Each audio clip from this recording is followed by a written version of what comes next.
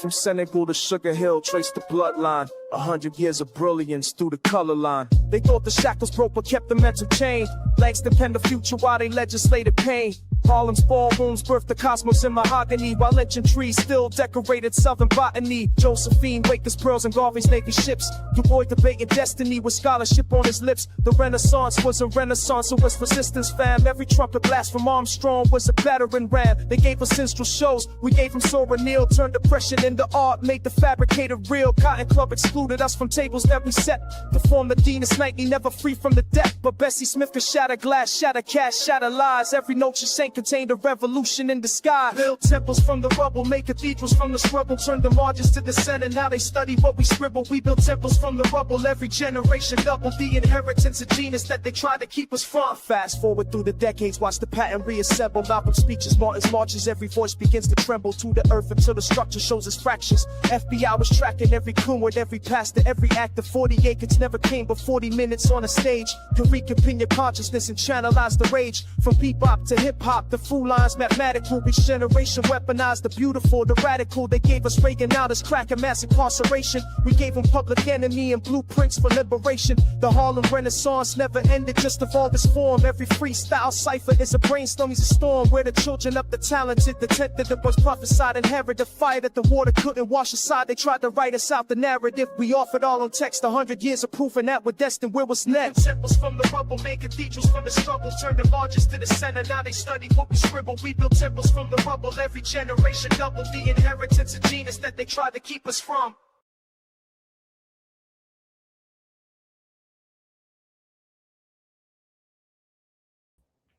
All right, now this is, and you are under the groove. We're touching bases with the people like we do every Monday through Friday. From Monday to Friday, 6:15 to 8:15, 8:30, however we decide to get in, and that's how we get it in. Grand Rising, everyone. May your day have been everything you planned for it to be. This is the end of, the week. So I like to think y'all got something in store for yourselves, other than, this. I think this is a good addition to whatever you decide to do after the fact. This is how you get up and running, I think. So, yeah, man, happy Friday to everyone. Grand Rising, peace and prosperity to each and every one of you. That just does not include, or I'm not just talking about the RGC, which is our Royal Group Congregation. I'm talking about brothers and sisters nationwide, man, worldwide, Crips, Bloods, Hoovers, Gangsters, it don't matter. Be one. Be one, y'all. We're going to be black first. That's what that is, all right? So it's good to see everybody up in here. Antonio, what it do, loved ones? See ya. Front and center, man, as always. Queen and Zinga up in this thing, too. It's Friday. You ain't partying? What you got in store for yourself, Queen and Zinga? Hey, go double for you, Antonio. What you got going on, man? Good to see you guys up in here. Queen and Zinga says, Friday blessings to the kings and queens in the Royal Group Congregation. We got B1. In case some of you are watching, don't know what that is. That's black first. Excuse me.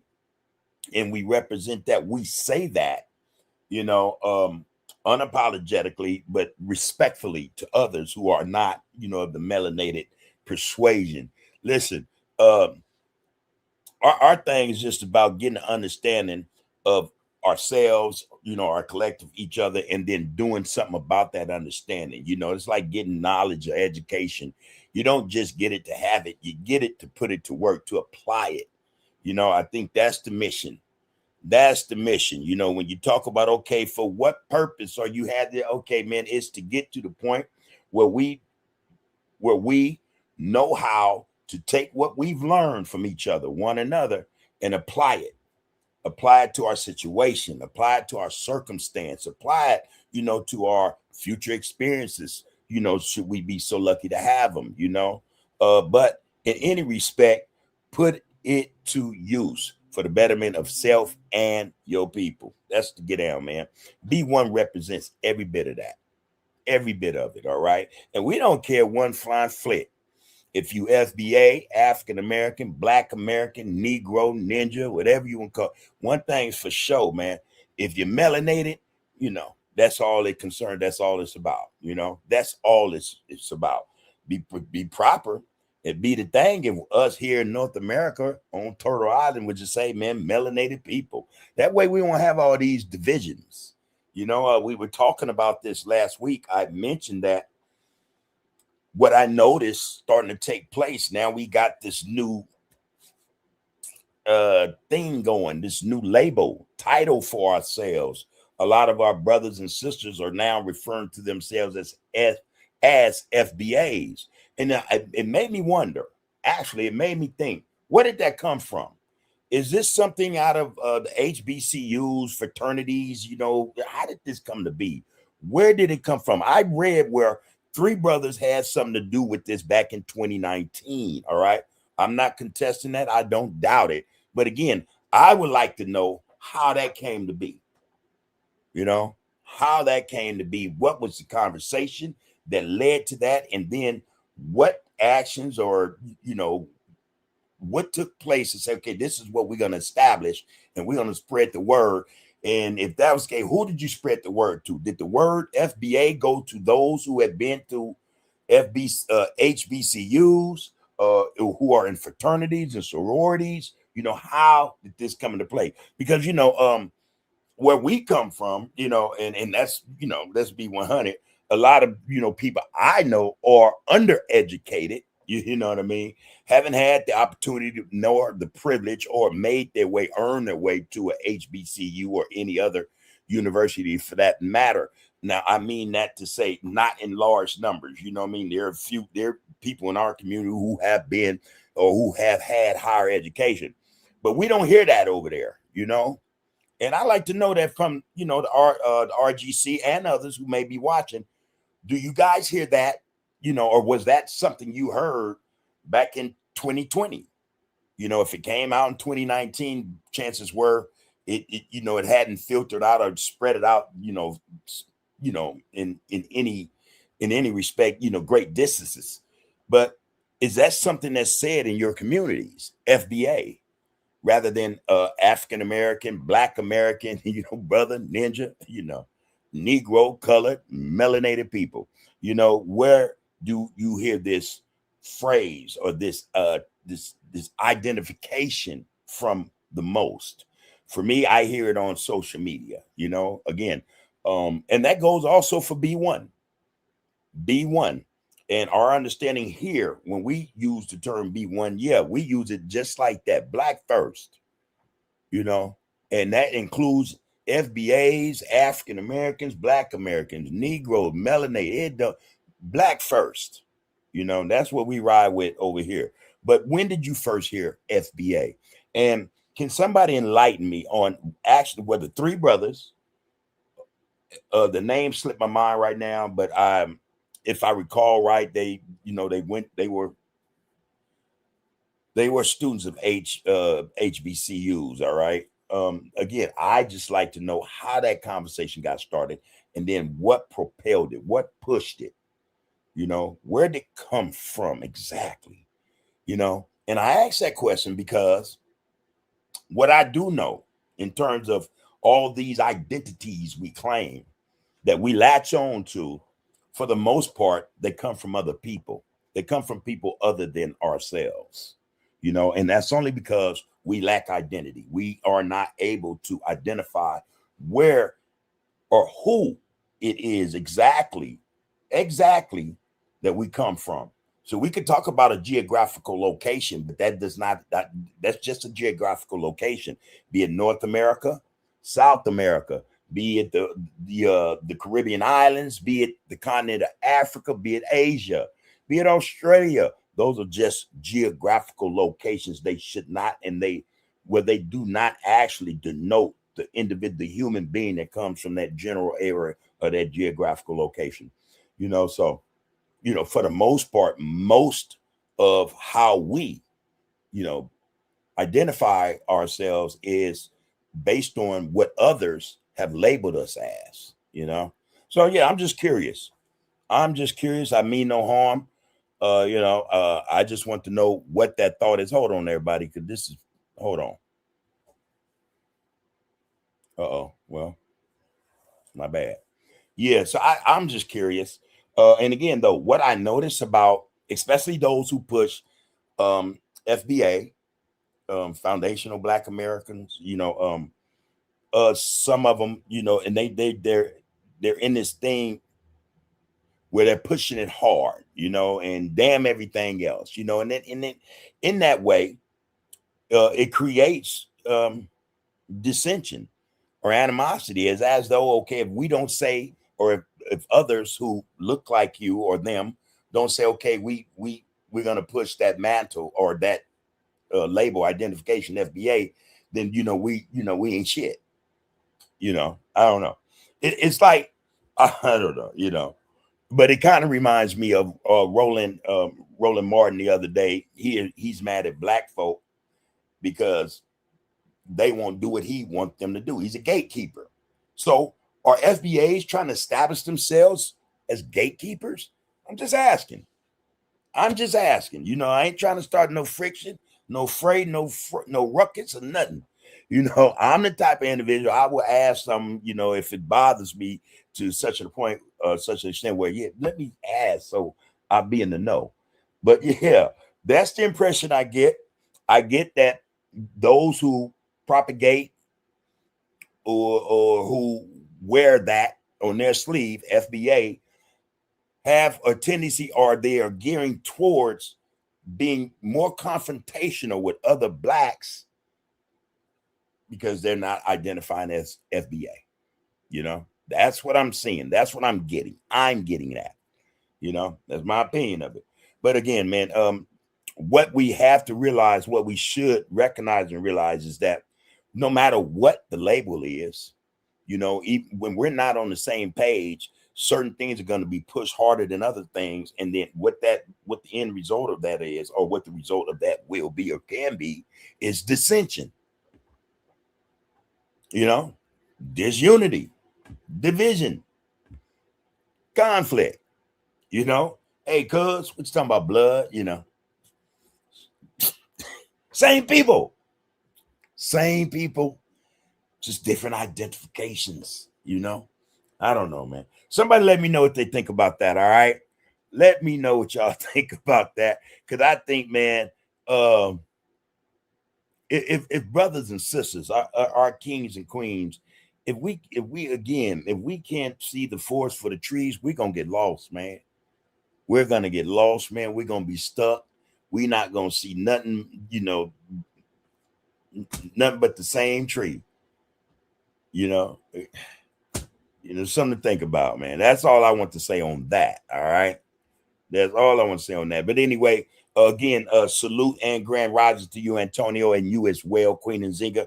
It's always an honor to have my brothers and sisters, our kings and queens, in this Get Down, man, supporting it as best they can for as long as they can. That's always a good look. And this goes out to all of you who don't come into the comments, into the RGC's chat. You're more than welcome to do that. If you don't agree with anything that I or someone is saying in the chat in the RGC, by all means, respond. You're grown. We just ask that you keep it respectful. That's what we push here. Respect. This is a start. And I think that's what we miss in a lot of aspects in our community. Respect, from the young to the old and everything in between. There's a lack of respect being exercised. All right. So I say that to say we can agree to disagree. Just keep it respectful. All right. So you're more than welcome to be here. For all of those of you who are in here and just checking it out, for however long you do. Hey, peace and prosperity to you and yours. Hey, jump in anytime you want, or just do what you do, But anyway, there they go. Quinn and Zinga say, man, some rest and relaxation off the clear people clock. That's what she's talking about. That's in the plans, and I have to say, I may be just an hour today because, hey, yeah, rest and relaxation, man. And rest my brain, and I mean rest. I mean, if such a thing, I want to turn it off or turn it down. I want to turn it down just a little. All right. Yeah, there they go. All right, B60, we see you, my brother. Greetings and salutations to you, Bub, and the RGC B1. All right. B1. And just so y'all know, I'm not biased about any of this. African American, Black American. I won't say the N word. And every now and then I'll say Negro, but FBA. Hey man, all inclusive here, all inclusive. All right. So if it's B1, then it's FBA, African American, Black American, melanated people, whatever the case may be, man. We all up in here. Trust me. And ain't none of us doing no better than the other. Might get lucky, man, got a little more money, but to what end? To what end? That's another question, probably for a later day. But anyway, appreciate you up in here, B60. Really, really, really, I do, man. Alonzo Johnson say, man, hey, look, peace to the RGC and you, Bub, and your family. You right. Apply it every day. Use it as much as you can. That's the purpose. A lot of us, we get it. Or we call ourselves obtaining knowledge and in some respects, attaining a certain degree of education. But what do we use it for? Do we use it for ourselves? Do we use it for our people? Or do we use it, apply it for others? Do we make them better off than we would ourselves and those who look like us?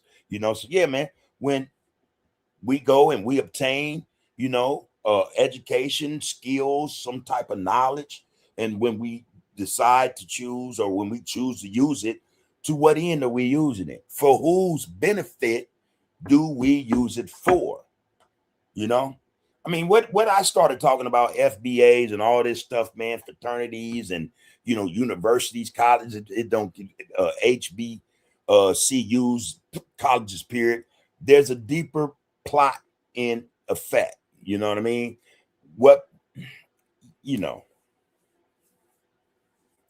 This thing, it serves one purpose and one only. Again, if we're not using any of this to our benefit, the betterment of our people, man, then again, who are we using it for?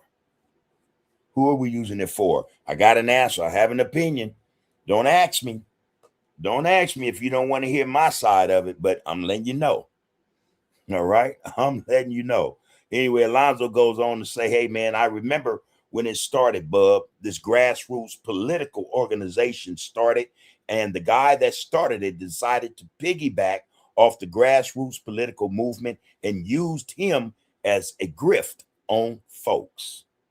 All right. And it took off because it has no seriousness to it as far as organization or community.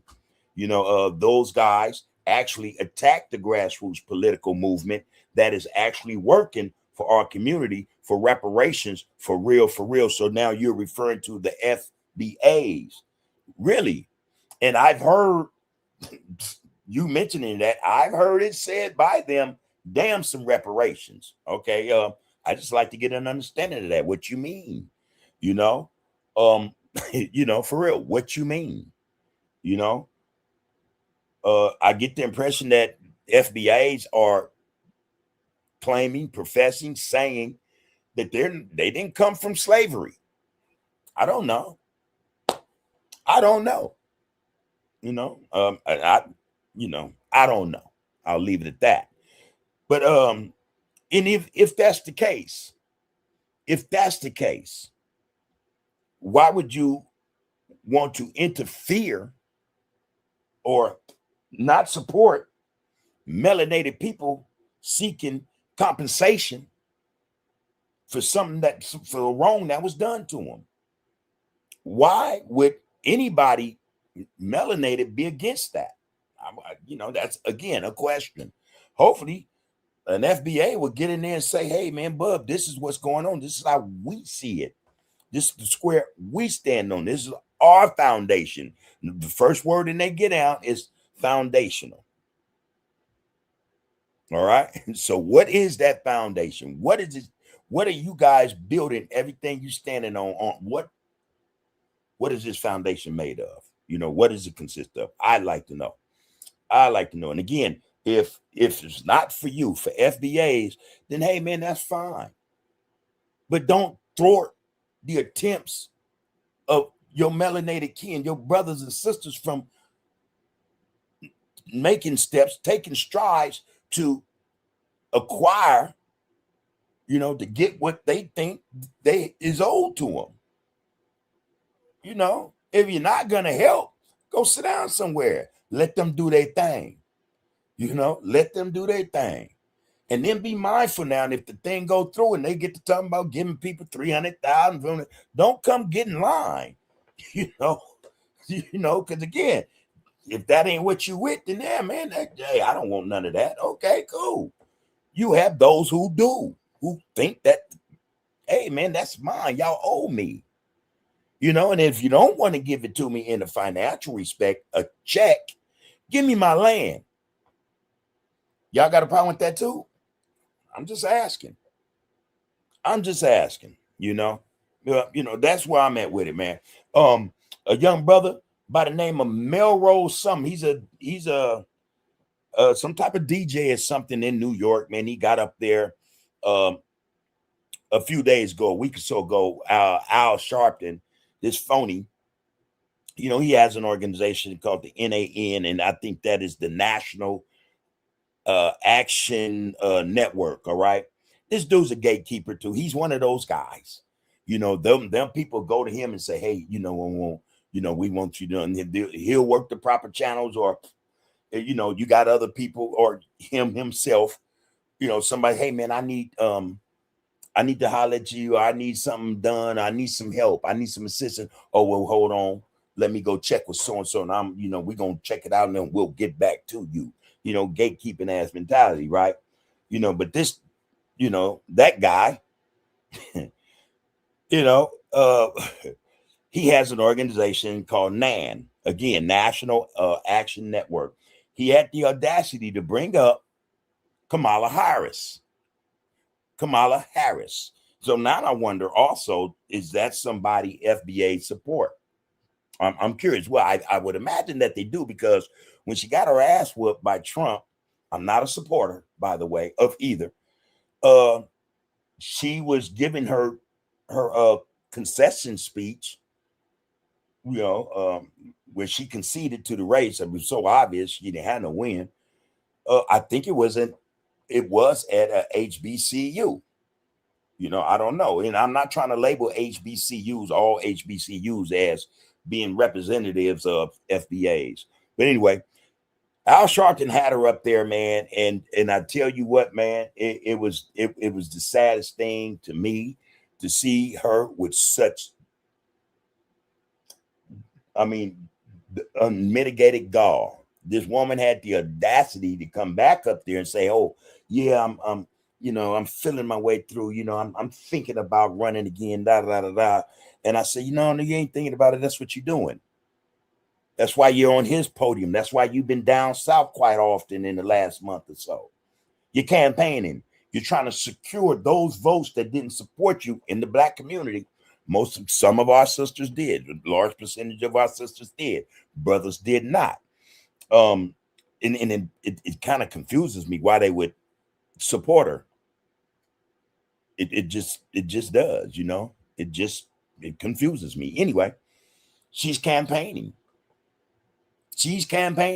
And she's using certain gatekeepers' platforms to do this. Anyway, young brother got up there and he got to talking truth to power. He called Kamala a sellout. He called Al Sharpton a sellout. He called out a name of people as sellouts. And y'all, man, we know who they are. But for whatever reason in the world, we tend to hold on to this, our affinity for certain individuals because they might have did something back in the day that we remembered, or our parents remembered, and they talk so highly of, like Jesus, right? It's like that. You know what I mean? I can recall my grandmother. She had white Jesus all over her house, and she would talk highly of white Jesus. And I, hey man, I was in the streets. I'm gonna keep 100. My mama was a Panther, so my mama didn't really play that, although my mama was a Christian. So I never got it. I'm like, you talking about this, really what's going on? What have he done? But listen, I digress, man. The point I'm trying to make is real simple. This is a real simple point, man. We tend to believe people when we shouldn't. You know, we tend to trust people when we have no real knowledge of who the hell they are. You know what I mean?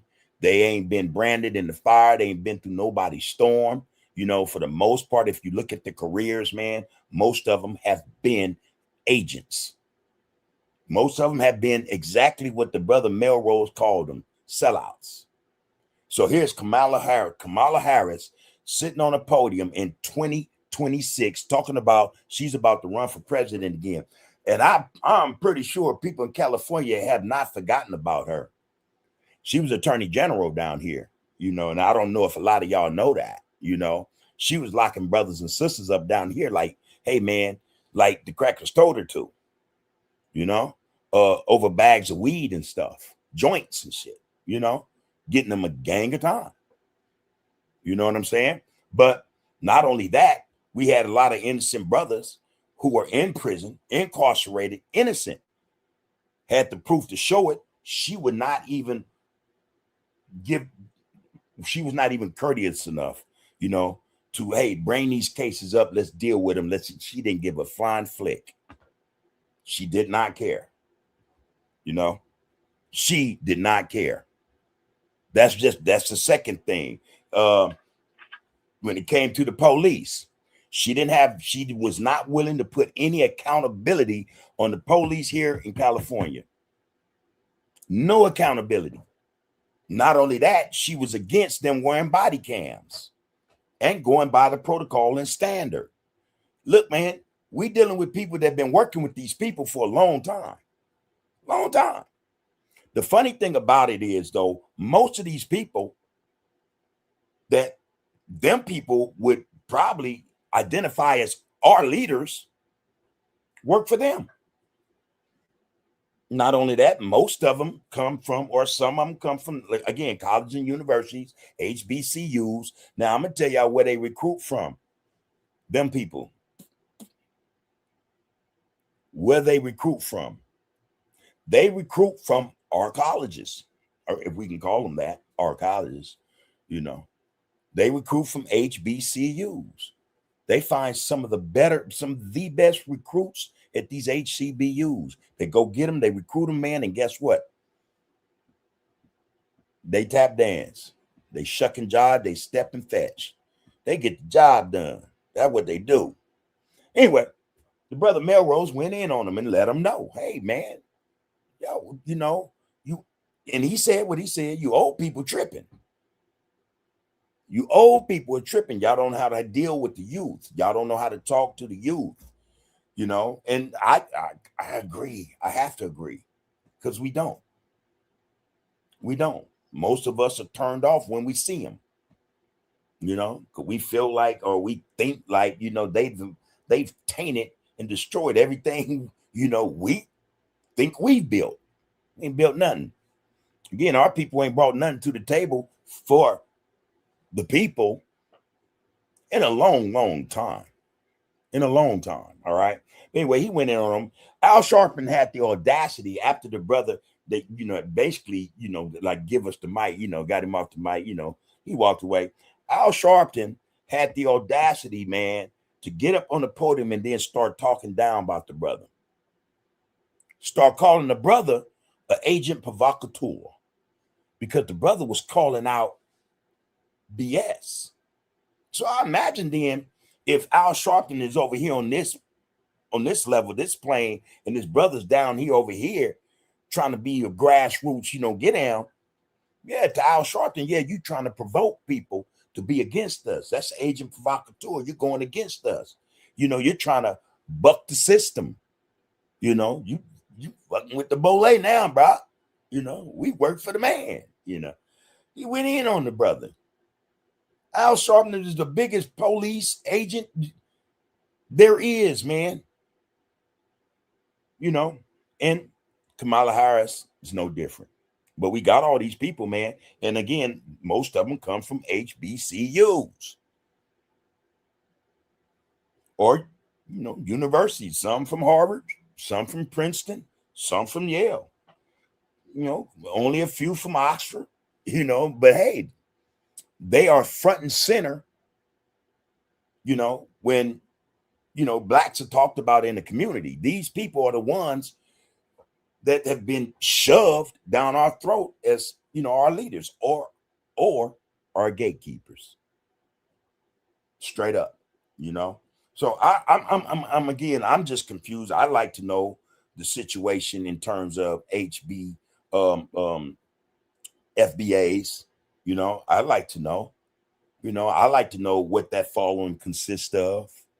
You know, it's been said, you know, alleged that a lot of them brothers and sisters are from fraternities and sororities. You know, a lot of things blacks tend to forget about our own people is they got a higher echelon too, a hierarchy, excuse me, a hierarchy also. A lot of them look at us the same through the white gaze. Let's put it like that.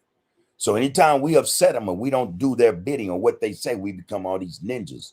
And, you know, they go in on us. You know, why? Are they trying to show master they on their game? They doing their job? You know? And I'm referring to Roland Martin, what he did earlier in the week. Shameful shit, man. You think Donald Trump and the DOJ is doing something different as the 47th president? No, stupid. You old highly educated buffoon. Man, the DOJ been doing what the DOJ been doing, no matter who was in the damn seat. Biden, Obama, Bush. Come on, man. This some BS, y'all. So the brother, though, let me go. I missed the part. The young brother told the audience straight up, hey, man, reparations ain't necessarily about a check, but it can technically be about a check. All right. However, we in the situation of political, you know, we deal with these politics, but we ain't getting nothing for it. All right. We ain't getting nothing for it. So if that's the case, y'all want our vote so bad, all right, give us a check. Give us reparations. No check, no vote. That makes sense to me. Because everybody else who deal with this apparatus, this political apparatus they call voting, this voting process, they get something for their vote. And transactional shit goes down. Trust. It goes down. Look in our communities and y'all tell me what transaction then went down for our vote. What did we get for our vote? A whole lot of new apartment buildings that nobody in the community owned. That people in the community could barely get jobs for people to work in these places springing up in everybody's community. Not only that, can't even get them an application to get in there. And if they do, if someone does get in there, it's because a gatekeeper helped you get in there. Hey, man, y'all got to see this shit for real. Got to see the forest for the trees, man. You got to see the forest for the trees. So I agree with that young brother. No check, no vote. No reparations, no vote. You know? And if we ain't got sense enough to use our vote as a transaction, that, hey, man, we in store of more of the same. Kamala gonna come in here and work the sisters again. Tell them all kind of crap just to get their vote. Just to get their vote. You know? And everybody that support her. We got these politicians don't give a damn about us, man. You know, the Jim Clyburns, man, the Gregory Meeks, the Hakeem Jeffries, the Cory Bookers, you know, there's a whole lot of them. Y'all researched it. I mean, a lot of them. All of them are for sale. All of them have already sold out. All of them support Israel before they support where they come from. Truth to power. Check it out if you don't believe me. All of them, when they went into politics, they were broke. They wasn't rich. That's for damn sure. All of them are worth $1 million now. Millions. Come on, man. And the people still suffer. Nah, I'm with that, brother. In other words, we need to get rid of a whole lot of people. We need to clear the ranks, man. You know, we need to find them brothers and sisters that have been homeschooled, been educated, man, and they sharp. They sharp, man. Because they've been sharpened by steel, and they ain't gonna have none of that. No Israeli lobbies coming to them talking about, hey man, support Israel before you support your community. None of that shit. They're not gonna negotiate a bargain, the community away for BS, man. But yeah, that is, man. And again, whether we think this or not, all this shit is connected. All this shit is connected. Every bit of it is connected. And again, for them FBAs who tripping like they tripping, man, y'all fall back for a minute and just see what try to see it, from another perspective. Adding to the fray, man. That's all it is. It's creating more funk and friction. That's what it lead to. That's what it will lead to. Again, if certain African Americans, Black Americans, whatever, man, whatever, want to go after these people, man, about being compensated, be it financial or through land, acreage, then hey, man, why get in the way of that? And if you ain't gonna support them, get out the way, man. Say less. Don't go out in public, speak out in public against what a brother and sister's trying to do to get what they got coming, which, by the way, would help quite a few. Why? It don't make sense. It don't make sense. So that's where I'm at with that, man. I just want to bring that out there, put that out there. Let's get up into these comments, you guys, because again, I like to know. I like to know the real stance of the FBA. What, politically, socially, ethnically, in terms of us, demographic, how they see shit and what it's about. I just like to know. I'm tired of hearing about it on social media. I would like one of them to tell me, lace me, give me some understanding. Drop them jewels, man. I'll pick them up. And I'm not your most highly educated brother. I had a little bit of college, and I didn't graduate. I didn't graduate. What I did learn, though, was everything I did learn, it didn't support me and mine. It supported them and theirs. That's what I did learn. That's what I've learned. All right. And them is facts. And I'd be willing to wager that, with anybody, that it would be the same for them. Most of what they learn is to enhance or increase their profit, their standing, their power more than ours. Yeah, we got something to get a little something on the back end, but it ain't the same thing, man. And y'all know it. But hey, a lot of people are cool with that. That's that reality. That's that reality. All right. Let me get in these comments. And again, respectfully, I say these things. I'm not about going at it with my brothers, especially on social media, man. We can talk. Hey, we can meet face to face over a plate. We can eat and chop it up. That I would prefer it to be that way, But yeah, this is not to be confronting nobody. I'm curious. That's it, man. I'm just curious, man. I like to know, And again, I don't do this on social media with brothers, and I think that in a lot of respects, I got all by rights I can. All the buffoonery I see or I'm being told exists on social media. Hey, man. Yeah. Shit. Anyway. All right, let's get into these comments, man. Yeah, appreciate that, Alonzo. Appreciate that, man. So that's what I appreciate you lacing me on that. I'm gonna read that one more time. And remember when it started, Bub, this grassroots political organization started, and the guy that started it decided to piggyback off the grassroots political movement and used his as a grift on folks. And it took off because it has no seriousness to it as far as organization or community. Those guys actually attacked the grassroots political movement that is actually working for our community for reparations, for real.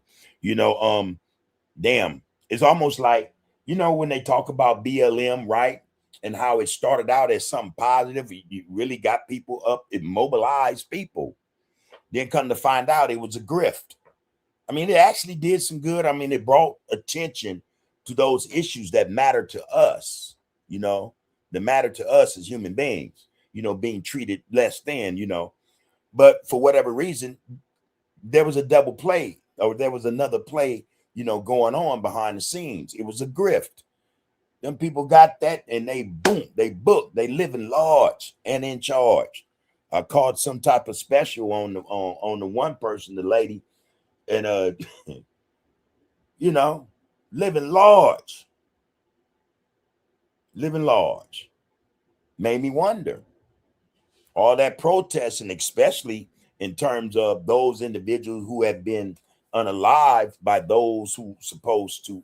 Well, see, we that's another misconception we have about the police. The police are not there to protect us. Honestly, they're not. They're there to protect businesses, the structure. The same thing we go to school and we're educated for and about. It, again, it's not for us, it's for them. The police are not here for us. They're there for them. Make sure theirs stay intact, stay operating. It's an operation. Anyway, yeah. Anyway, man, yeah, that's that, man. So that went down. Them brothers and sisters who had lost their lives as a result of police brutality.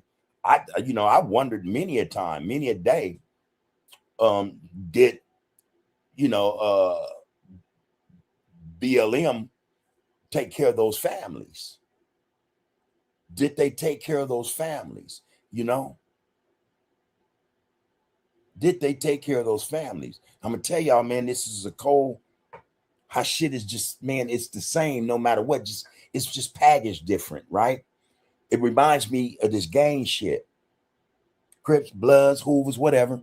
When something happened to one of these individuals, they, unalive or whatever, do set the hood and take care of them families. I just wonder, and BLM's supposed to support Black lives. The set's supposed to support those individuals from the set. When something happened to them, does that family get taken care of? Is it looked after? I don't know. To me, it's connected.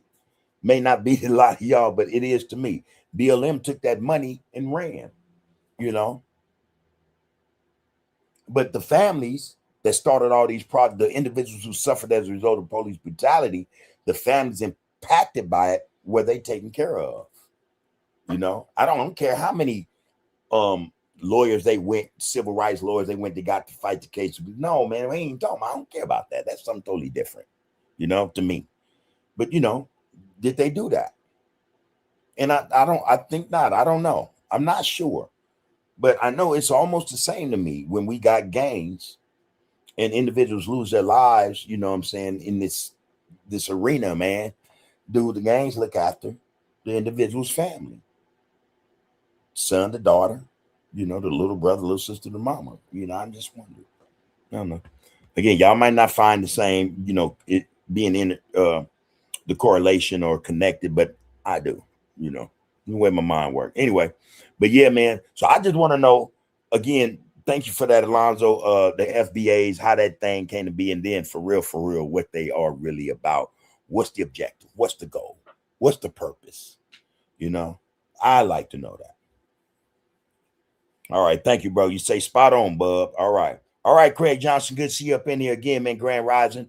Peace and prosperity to you. Hey, everybody. This is Under the Groove Podcast, and we are touching bases with the people. All right. This is what it is. This is what it do. So let's do it. Let's get down with the get down, And it is Friday. I don't want to hold everybody up, man, because I don't know. I'm of the mind that some of y'all might want to unwind. Some of y'all may want to unwind. I don't know how far you going to go with these gas prices and shit, but hey, man, you might want to take a little of that money, man, go get your little, what I mean, a drink, and then chill out, put your oldies on, put whatever you want to put on, a movie on, get your woman, get your man, and do the damn thing, man. As weeks go, as the days in a week goals, we know them to be what they are. you know, whether or not we're impacted by them, hey man, we just know we got to get through the damn day. And if we make it to Friday, for those of us who say it, we say, hey, thank God it's Friday. All right. Thank the Most High it's Friday. There they go. So yeah, man, that's what it is. It is Friday. Make the best of it. Make the best of it. All right. But anyway, again, man, Craig, good to see you up in here, bro. Salute to you. All right, Chris, I see you. All right, so you approve. Thank you, bro. B60 said, man, bought sense is the best sense. In other words, life experience is the best teacher. That's what they say, man. That's what they say. There's another one that go, what is observation is one's best teacher, So yeah, man, appreciate that right there. Rakupu, peace right back to you, bro. All right. Grand Rising, man, peace and prosperity to you and the fam. Good to see you up in here with us hanging out, man. This one says, hey, a real sister. All right. Hello, Queen. Peace and prosperity to you and yours. You say, shalom. Shalom, family. Just tuned in. Is there a particular subject being discussed here? Yeah. I started out I want to know. And I asked the RGC, which is our Royal Group congregation, is there a specific agenda for FBAs? What is the FBA's agenda? What is their agenda? And not only that, how did they come to be? Where did the idea FBA, Foundational Black Americans, come from? I understand it's supposed to be one or maybe three brothers who created this idea. I'd like to know, is that really their creation? Did it come from them? How did they push it? Are these brothers attached to fraternities? Did they go to HBCUs? Also, why is it that FBAs have issues with African Americans, those who address themselves as such, Black Americans, melanated people, Negro, color, whatever? Why is it that FBA take it upon themselves to want to be the forerunner in terms of how Blacks identify themselves? Don't they see that these identities labels don't do nothing but create dissension, division, and if they are educated, why don't they see that? Why can't they understand that? I mean, there's a lot to this question in terms of the FBI. I just like to know how to start and what is its purpose? What is its purpose? What does it plan to do? Especially with those who don't agree to call themselves FBAs or recognize that FBA is something, worth following, recognizing, or is, valid. Couple that with the fact that why would FBAs be against other melanated people wanting reparations, be it in the form of a check or acreage? What's up with that? That's the topic. FBAs. FBA is the topic. All right. I hope I clarified that for you, sister. But again, hey, grand rise and peace and prosperity to you for being here, sister. It is an honor on our behalf to have you amongst us and to ask such a question. Appreciate that. All right. And this is Under the Groove Podcast. All right. And you are now officially touching bases with the people. This is where we get down with the get down. All right. And we intend to focus on the focus. Now, that being said, Alonzo said, man, NAN, which is again National Action Network, and this is Al Sharpton's organization. He supposedly created this. NAN is selling us all the way out. If we let them, they test in the waters. That's what I said. I did some content today on the art of political discourse, and I brought that up exactly. They're testing the waters. They're sending their fillers out. This is why we see Kamala out and about down south or wherever she's going. She's putting her fillers out there. She want to know if there are individuals or sisters, particularly, if they're still enchanted with her, and she want to know how much she has lost or how much she can gain as a result of her last dealings with Black folk. Again, I find it odd that Black people don't do their research on people who say they want to represent us. You know, for me, it's always been an issue. Kamala, it's always been an issue. She come from tearing down the black community more than she helped it as Attorney General in California. That was from 2011, I think, to 2017. I'm well aware of everything she did as Attorney General for California, and it wasn't nice, especially the black men and some women. You know, she had a thing about parents. She tried to pass a law for parents who had truant children who were chronically truant, right? She wanted to lock these parents up, you know, but, you know, a lot of us thought that's not the way to go about doing that. You know, that wasn't the way to go about dealing with that. You know, you want to lock the parent up. Where does the child go then? Does the child now end up in the system? What the hell are you talking about, lady?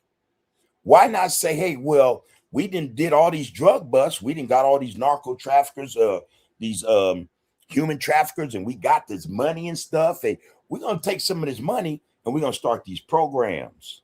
You know, I'm just Attorney General, but I'm pretty sure we can make this happen. She didn't do none of that. Her thing was to lock us up, period, point blank. And those who are in prison, wrongly convicted, her thing was to keep them in prison. Y'all go, if you don't trust what I'm saying, go check it out. Go check it out. Anyway, again, I digress, man. That lady and all of them like her, they don't have our best interests at heart. She started out locking up black people. Now all of a sudden she want to be for black people. You know, I wouldn't give a flying flick if she did go to a HBCU. You know, she identifies, or she did identify more with her Indian side than her black side. Her father was Jamaican. Her mother was an Indian. Okay, boom. But, you know, if you go and look at her photos from the time she was a child to the time she was an adult, you tell me what her culture was. All right, let's move on, man. Yeah, they testing the waters, though, Alonzo. No doubt. They are testing the waters. And they armoring up. They're getting ready, man. They're getting ready. They are getting ready. They're coming out the woodwork. And they're trying to sweep the fact that they're dealing with the Israeli lobbyists. They're trying to sweep that under the rug. They say, oh no, we're not going to take any more money from them. They're lying. The APAC is just one of the lobbies, but they're the biggest. They're one of the best. But they deal with other shadow lobbies, PACs, excuse me. J Street is another one. I mean, they got a cold scheme going on, man. And these politicians are brothers and sisters who are in politics are bought and paid for. Bought and paid for. They got the thing called APAC Tracker or Tracker APAC. Put that representative's name in there, that senator's name in there.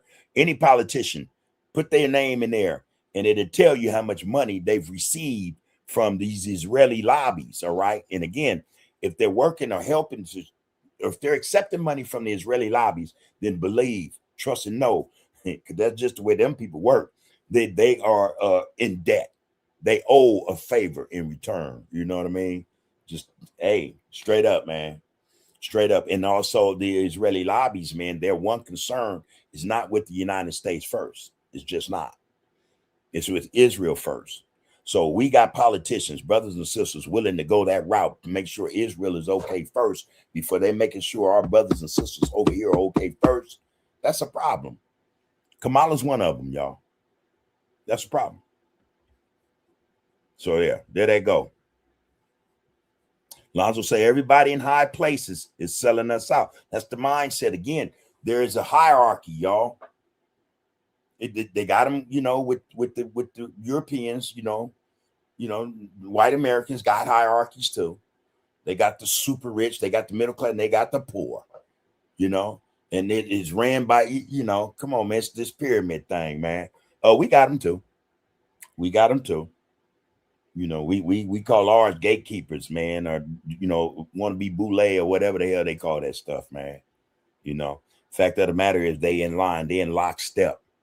They are in lockstep with the program. They are part of the system.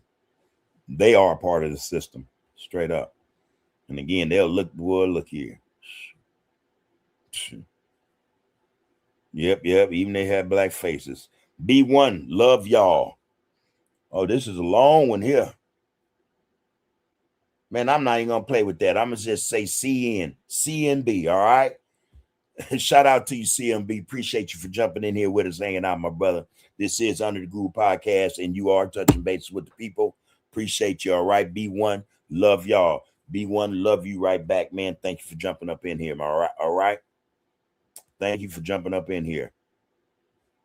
Yeah. Real spit. Chris say, man, some of them are black church leaders too. And I didn't mean to, it wasn't like I was intentionally dodging that. You know what I mean? They were exposed, but they should have been exposed a long time ago, man. Again, man, it's all a grift, man. No one has any real interest for the black community, man. The people, man, the people that really, really, really matter, man. The people from the dirt. We're the ones that really, really matter. We're the ones who are going to change the world. We're gonna create the spark that does it, no doubt. But there's no love, man. There's no love, man. There's no respect. There's no unity, man. And then the churches, we talked about this maybe a month ago, how the churches aren't even churches anymore, man. Only time really, man, when the church door is open is when they got a collection plate going around, man. They need that money. These preachers, man, they need them cars, man. They need them fine suits, that jewelry, them homes. They got to look the part. We got pimps in the pulpit, man. Straight up. We don't have people doing the Most High's work in no church. And again, that's another thing they give me. It ain't just the voting. Blacks willing to just give their votes away, man. Every voting cycle, we just get a damn vote away, man. For nothing. Free. All right. Also, the churches. We got sisters, man, and brothers. We go in these churches, man, and listen to this crap. Look at this pimp with the gift of gab, shooting that BS at the people, man.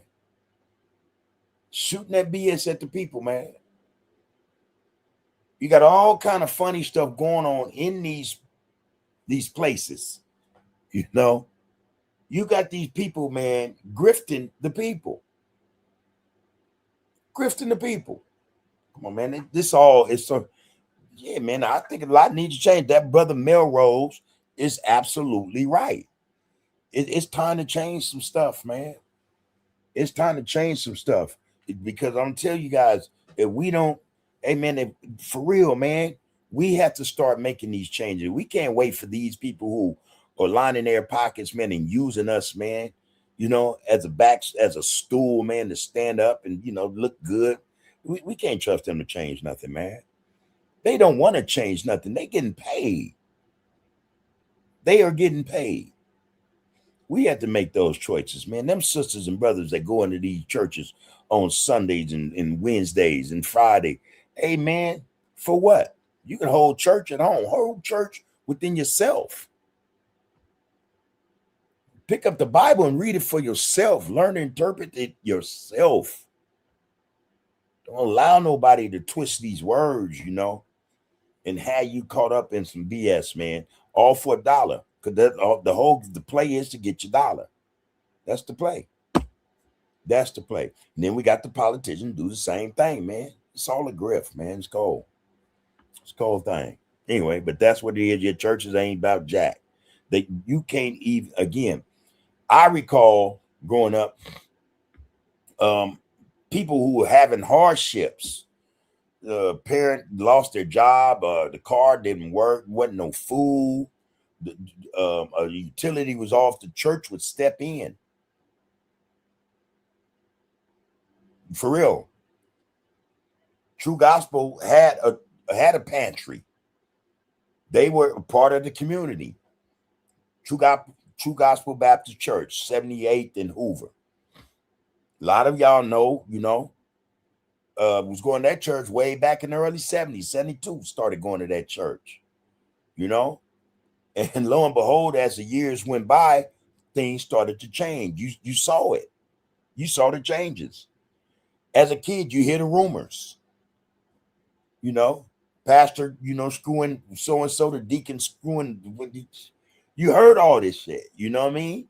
So-and-so over there had salt, had sugar in his tank. You heard all this shit. As a kid, this shit was changing. This game old, man. It's time for a change, no doubt. Time for a change, man.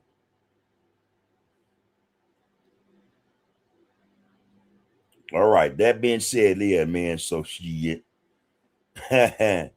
you know. Yeah, Agents of the Devil. Alonzo said, man, fire show, bub. You started off on fire. That wasn't even intentional, again, because I got things to do in a little while. The more heated the more I get to the end of this. Shit, man, the longer I'm gonna stay here, man, and I don't want to displease nobody on a Friday. Shit, but hey, for real, man, all BS to the side, man. We're in a bad way. We got a lot going on in our communities, and then there's a lot more going on to keep us distracted from what's really going on. And then thereby, this is what we mean by you can't see the forest for the trees. All right. There's so many distractions that, in the forest. We can barely focus on one tree. You know what I mean? You got to be looking all around. You got no sense of direction. You don't understand nothing. You can't tell one tree from the other, So, yeah, I'll be in here, man, till it's time to go. I'll be in here till it's time to go. Trust that.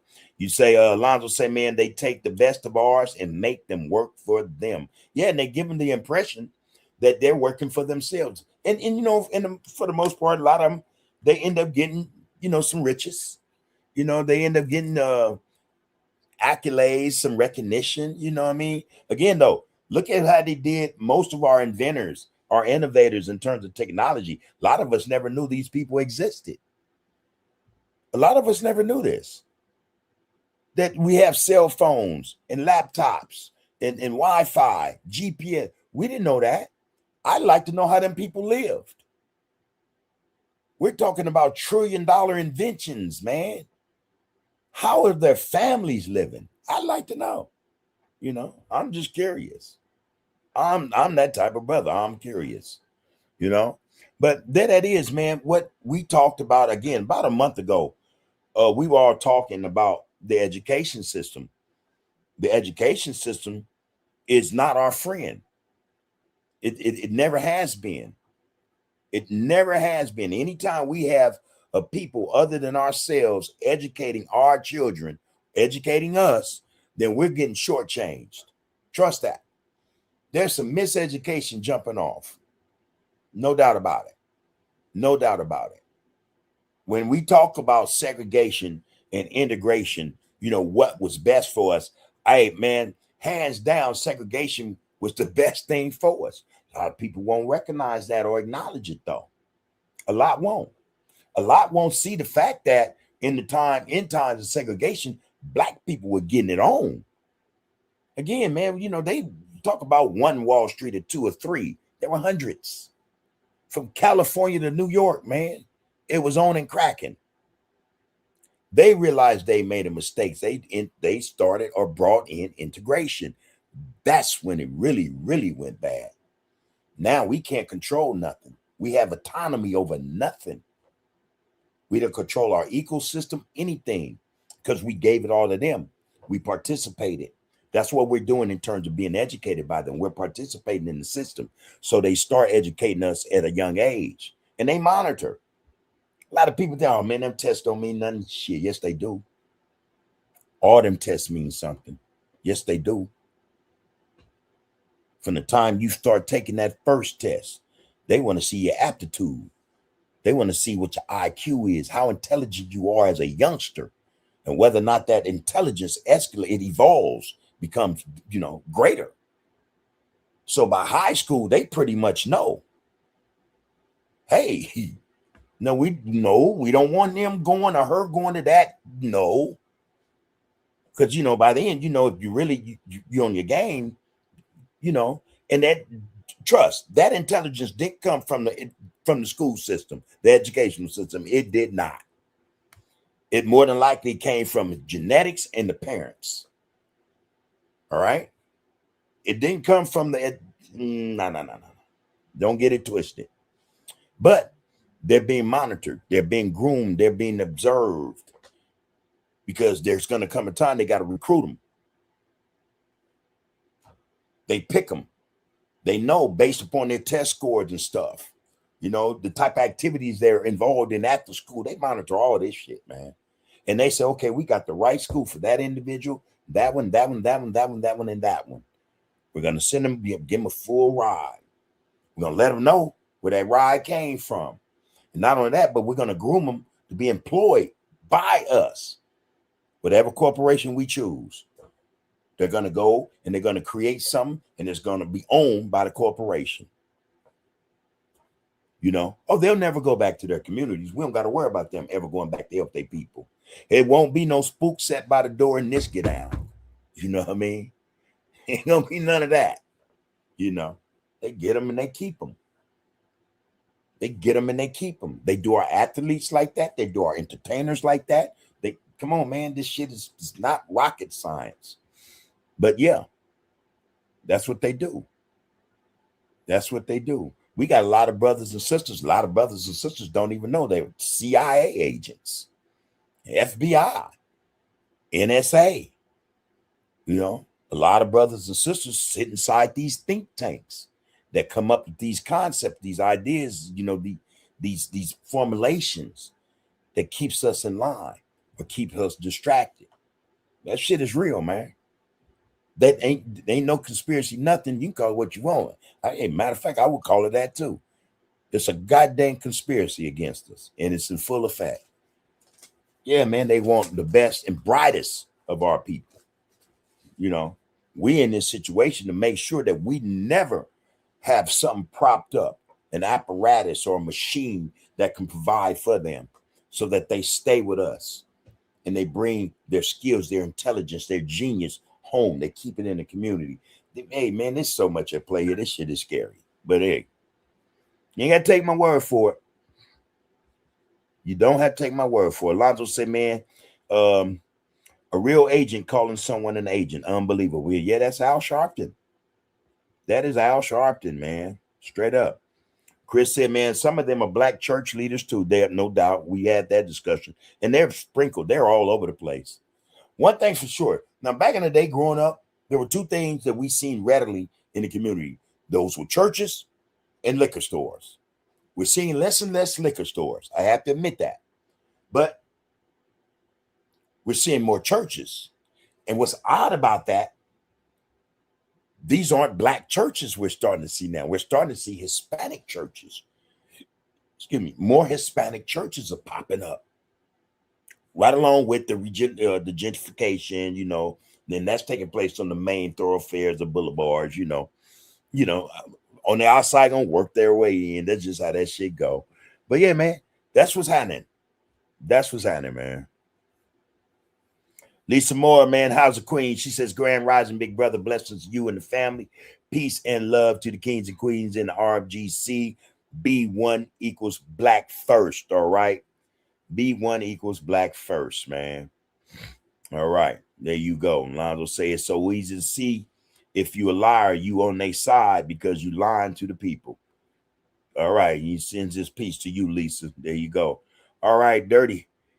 What's that Dirty Red Taller? I hope I said that right. All right, here we go. Appreciate you, man. He says, Dirty Red Taller says, FBA was stated by Tariq Nasheed, who took the lead, grouping and reparation knowledge from Everett, Cornell, and Tone Talk. They were the beginning of the movement. So Tariq Nasheed, the Black Authority, where you at, brother?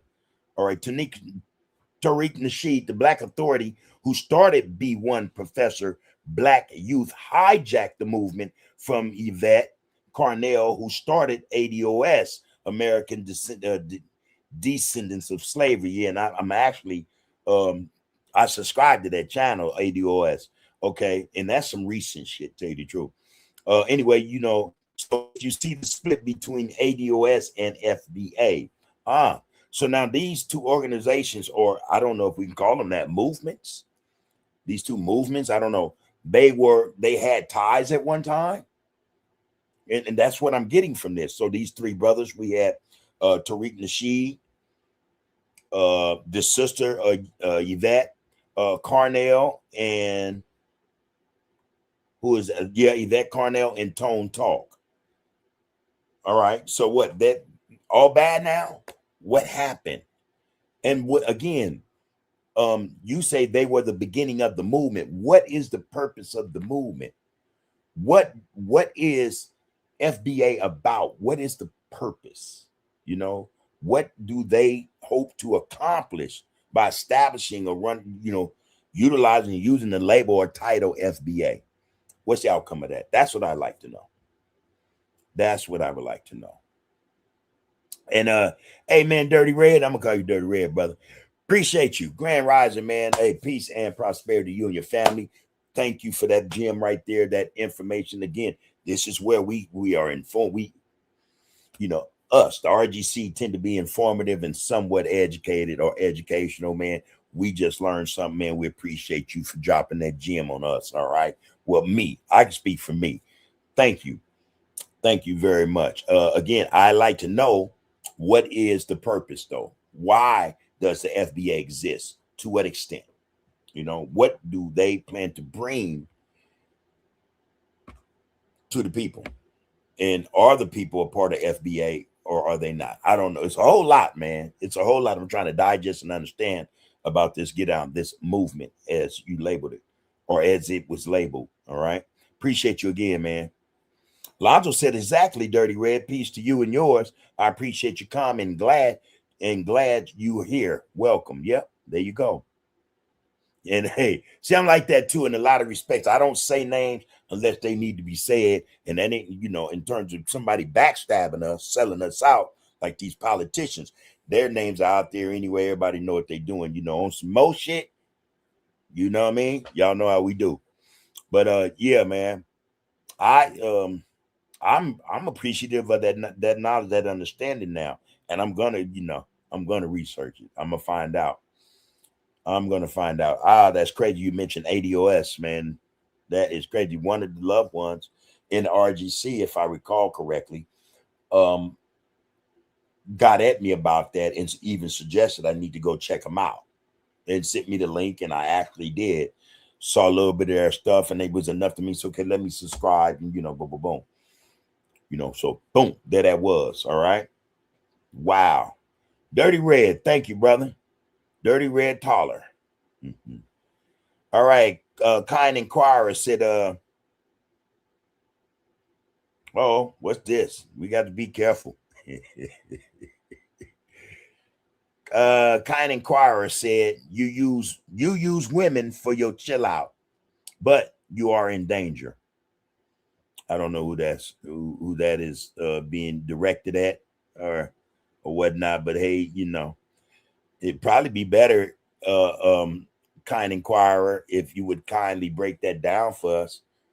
Say what you mean what you say, but again, keep in mind, just be respectful. We don't, we ain't gonna, our feathers ain't gonna be ruffled unless this thing gets out of hand. But what do you mean by that? You are in danger. We like to know. Break that down for us. All right. Appreciate you. Chris said, Reverend Al Sharpton, man, the man of the Bible. Excuse me. All right, Chris. Reverend Al Sharpton, the man of the Bible. Man of the dollar. That man is of the dollar. All right, Hulan. Excuse me, y'all. Hulan, the survivor, say, great work, man. I'm not mad at Kamala, but I hear you. The game is cat and mouse. I feel you. Yeah, man. Again, though. So when we talking about individuals, especially those who are in the limelight, hey, man, you got to not just talk the talk. I walk the wall, And from our perspective, a lot of us on this end, especially in California, We know her history. We know her career history as a politician. You know, we know that she don't mean any good. Any. We know this. You know, we know this. Same go for Gavin Newsom. You know, white guy, governor of California. He put the kibosh on the reparations bill. Cold peace. And then go tell Fox News, of all people, his way of saying, hey, y'all, I'm in line. You know, I talk that shit, but I ain't really finna get them nothing. Fuck, you know, damn them. I ain't giving them shit. You know, he's sitting in the cut, you know, waiting to see how many blacks he can fool for their vote, because he gonna run for president too. I'm just thinking, my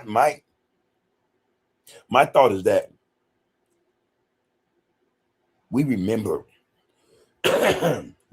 man, everything. Don't forget anything, man. Don't forget anything they've done or have said. You know, when people show you who they are, believe them. Believe them, man. You know, and again, we're going on what they do first, not what they say. When they show us who they are, hey, man, trust that, man. Trust that. You know, so there you go. You know, brother man said no reparations, no vote. No check, no vote. I got to get them t-shirts made, y'all. That would be a hit. Who would buy one of them t-shirts? No check, no vote. You know, transactional vote. My vote is for transactions only. Come on, man. Shh. Man, quit playing, y'all. We got to get on the game, man. We got to get on the game. And I don't know why that came to mind. Say get on the game. I thought about the FIFA, the World Cup. That's going down the drain.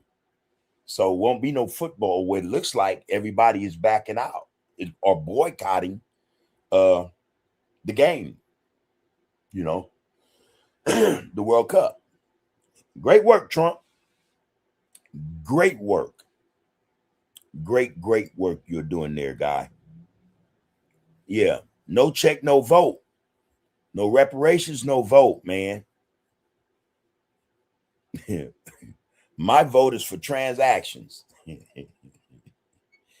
Transactional vote. I'll tell you, that's good. Anyway, yeah. Kind Inquirer said, man, FBA was probably started by the white on the background. Money must be exchanging hands, and that was my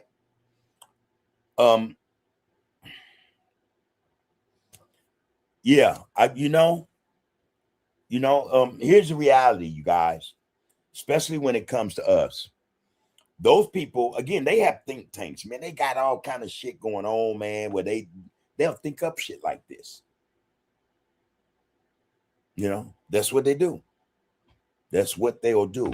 But my initial thoughts were that, okay, most of how we identify ourselves, these titles, these labels we use to identify ourselves, they didn't come from us to begin with. They never came from us. Those titles and labels never came out of our mouths first. They were never spoken from our lips to our brothers and sisters' ears. African American, Black American, Negro, colored, FBA, you know.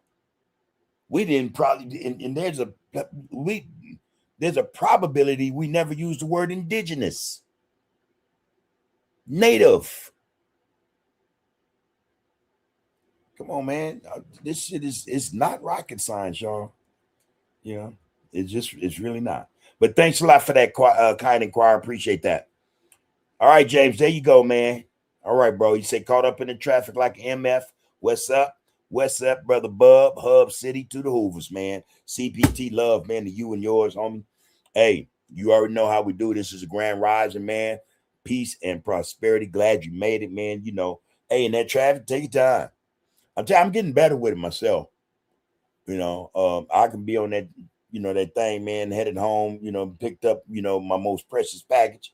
And yay, man. Uh I've gotten a lot better because I call myself Dale Earnhardt Jr. When I'm in that truck. I'm but nah, slow down. That traffic be hectic too, man. It be hectic. But hey, man, good luck to see you here. You know how we do. You know how we do. We are focusing on the focus. And let's get in on this, man. Get you in on this focus, man. We're talking about them HBCs, man. We're talking about Kamala Harris. We're talking about those who can be rightfully labeled and or called sellouts. Al Sharpton, Roland Martin, we're talking about quite a bit right now, man. But for the most part, I started off asking, the RGC about the FBAs. Where did it start from? Who started it? What is its purpose? How will it serve the community, the Black community? Now that's probably in question because I've seen of late they don't like any of these phrases, these titles or labels other brothers and sisters call themselves. They're against African American, they're shit like that, Black American. Hey, they don't want no reparations, and I just want to know who they are and what they're about. So that's how we start this Get Out, brother. Just get you abreast. Excuse me. Catch you up just a little bit, all right? Lisa Moore said, that's right, Alonzo. Blessings and love to you, brother. There y'all go. There you go, Sam's Evan. Sam's Evan, how's the brother? The grift is way too real, man. It's a lot. It's live and in full effect, man. It is well. I mean, the grift is well. It is doing. It's healthy. It's healthier than the communities, man. It's healthier than the people. The grift getting it done. Yeah, Oh no, say it ain't so. But then again, we're not gonna knock our brothers and sisters for their past, transgressions or behavior. Some of us do. Some of us do outgrow that stuff, and we do, make attempts to, or we strive at redeeming ourselves or paying forward, to those who need it. We want to do better for for ourselves and the community. But you do say that Lonzo said, man, the dude Tyreek was a pimp. Got busted for scamming, changed his name from Marcus and started FBA. Hey man, like I say, man, that's like them church people. Them people be up in that pulpit. I call them pulpit pimps. Yeah, they get the gaffers, man. They scammers, and grifters, So, and pimps. I already labeled them that, and that's only because they do try to go through the congregation. They be the I don't even want to call them, but that's what they do. That's what they do. Shit. All right. James say, man, you got to get up to get down. We can't be lazy about our unity or take it lightly. If we don't come together, they're going to put us in line, man, like they always have. Stand up, brothers and sisters. Ain't no joke.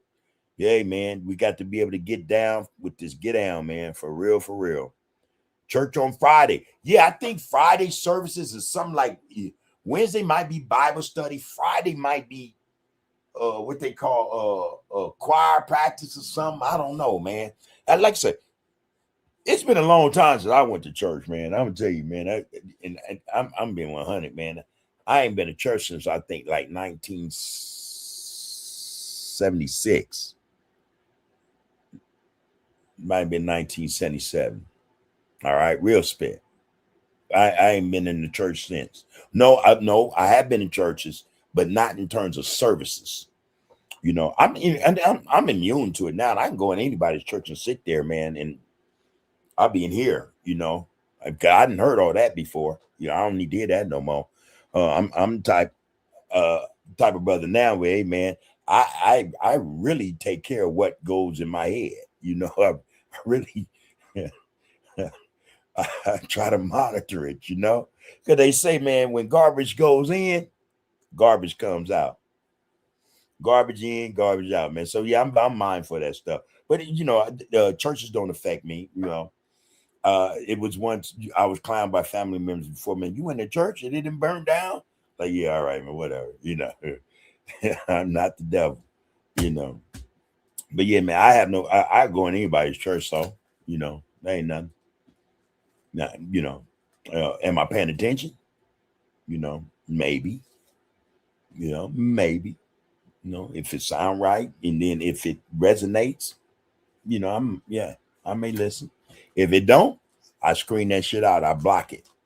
I block it like a lineman, like a 300-pound lineman. You ain't going nowhere near my brain or, you know, in my ears.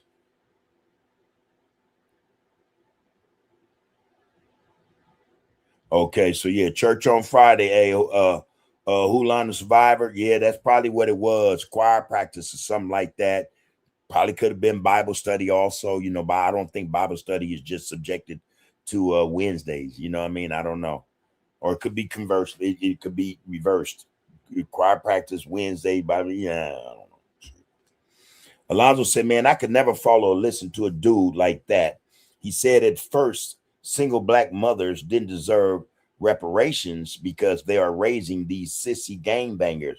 How he probably, now he probably black. I bet you. These sissy gangbangers, now he probably black. I bet you can't find one positive thing he said about black women. Well, you know, again, it's alleged that he was a pimp. We already know how they think about, you know, our queens, our mothers, you know, our sisters and our daughters, you know, our goddesses. We already know what that thought process is, man. So we wouldn't be, we ain't even got to guess at that, bro. But you're spot on. You're right.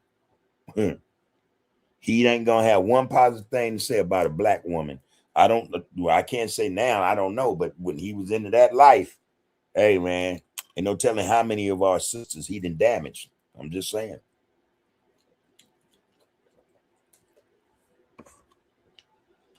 I'm just saying, man. Yeah, now he pro-black. That's what you meant. Okay, got you. Yeah. I don't know. Can people change? You know?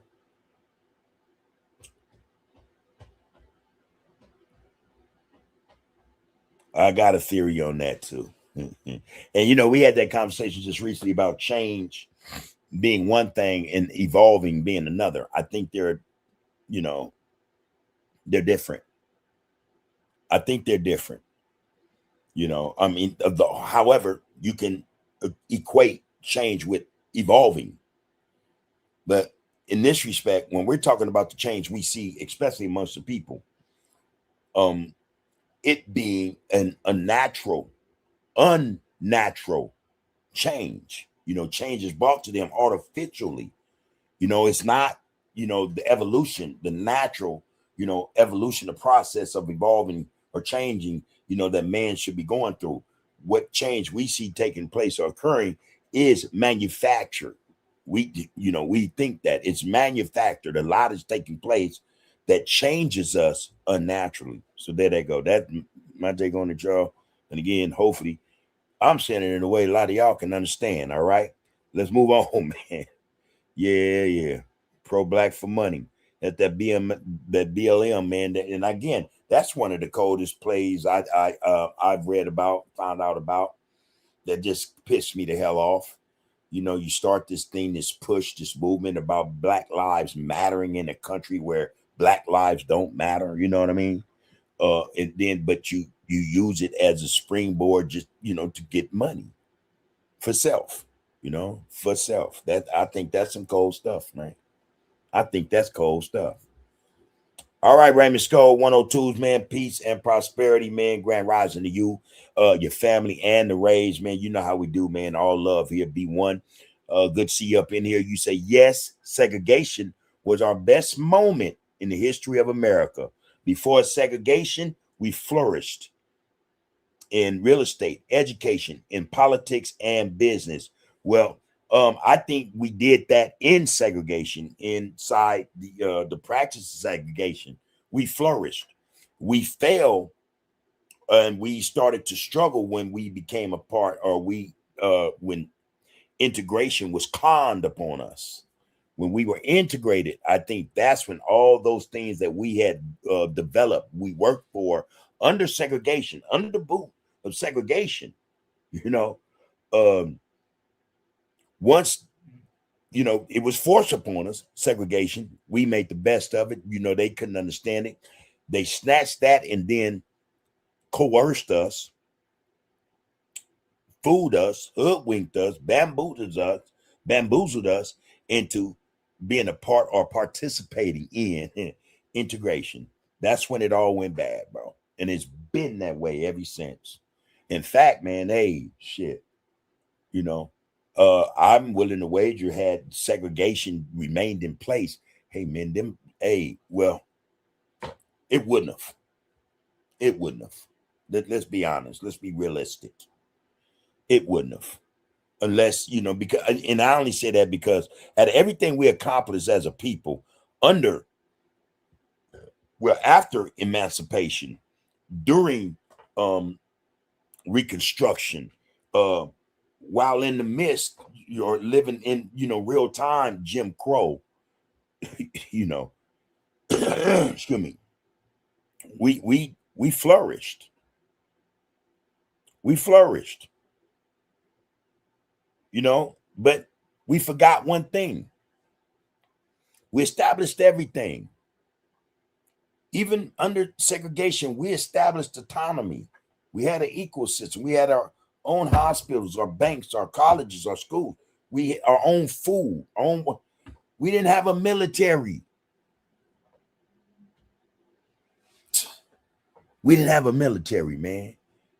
We had nothing to protect and defend or go on an offensive against anybody that tried to tread upon us, man. We just, damn.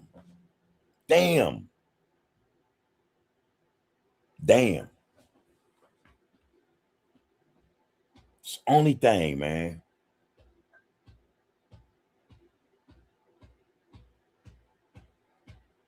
Only thing, man. All those massacres, man, and all that destruction upon our people, because none of them had a military. None of them had a fighting force,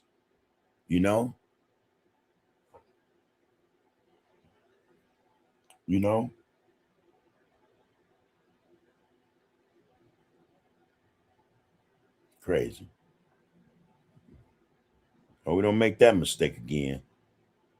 Yeah, man. Appreciate you up in here, Roscoe. B60 said, man, the education the school gives is an indoctrination. That's all it is. And it's indoctrinating our children to be prepared, or it's preparing them to work for them. It isn't preparing them to work for themselves, to create their own corporations, their own businesses, their own inventions, So thank you for that, man. Appreciate you dropping that B60. Excuse me, y'all. Hulan, the survivor, said, man, one thing I noticed in my travels was Korean-owned black hair care stores, Vegas, Seattle, Sacramento, etc. I started asking questions. I hope you got some more to that, man, because woo-wee, that's a conversation in and of itself right there. But I think, though, and again, so me, and I say this often enough. I don't look to get on those issues that involves our queens unless there's a queen here present with me, because I think it would be her lead.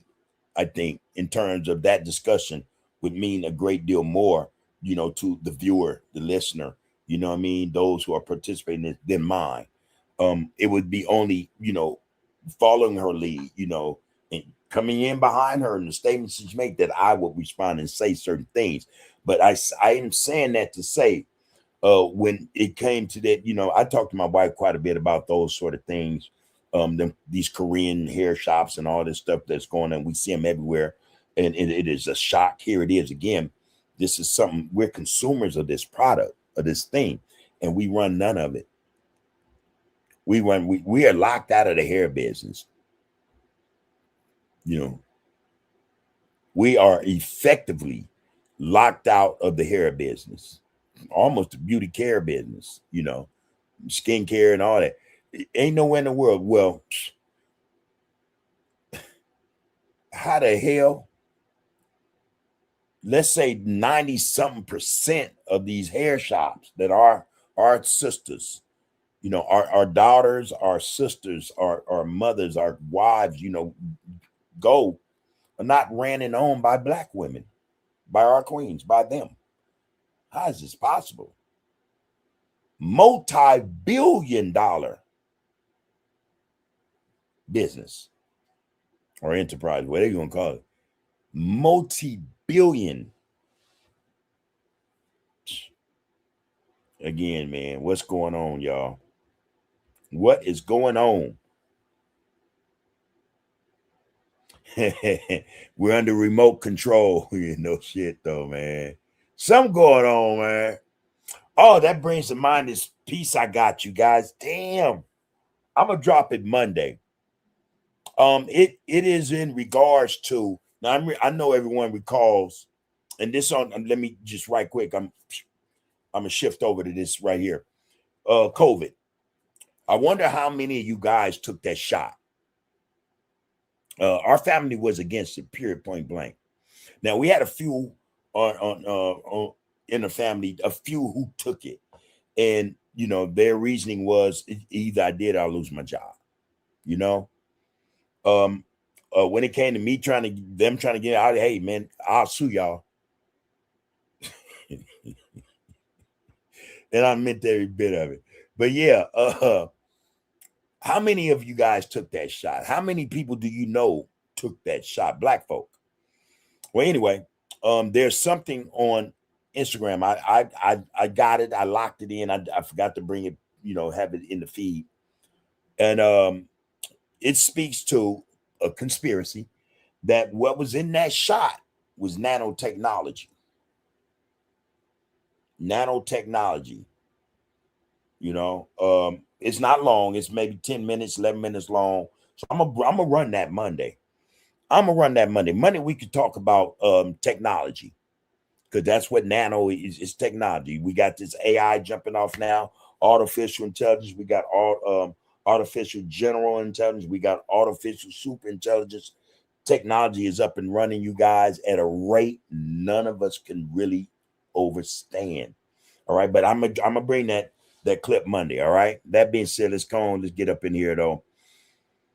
Hey man, shit. Hey, Rocco, I'm hoping, and I mentioned that because I'm looking at Chris talk about we're under remote control, and you know, and funny thing is the clip talks about how the nanotechnology so microscopic, man. They could fit on the pin of a head, so many millions of them. Anyway, they connect at a certain vibration. They build themselves. They start to build themselves, and they control the human being. They're in your system, and they begin to control you.